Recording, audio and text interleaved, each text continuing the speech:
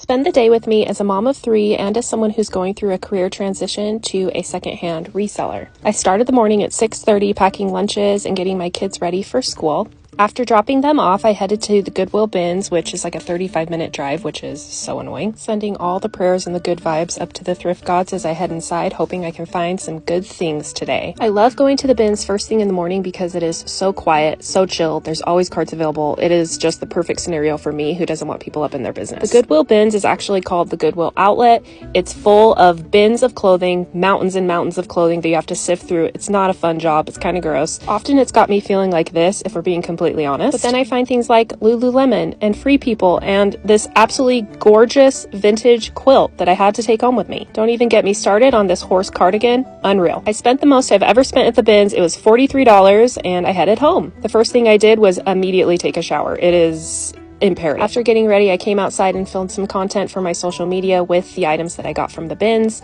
The weather was so nice outside, I decided to take my journaling stuff out onto the back porch, and I filmed some more content for social media and prepared some posts for my Patreon members. If you didn't know, I have a Patreon where I post about journaling, books, movies, all the things I'm interested in, and sneak peeks of the clothing items that I'm going to be selling. I then did some pinning on Pinterest just to get some inspo for the thrift stores. Then I took off to run some errands, which included getting gas, which is the worst. Then I took my packages and headed to the post office to drop them off. I just pulled up to Savers and it is freaking packed, and I do not know what's happening because it's never like this on a Thursday.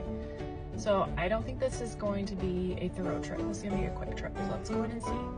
The problem with shopping at the bins primarily these days is that I go into a thrift store and I'm like horrified by the prices. Like, why is this shirt $8?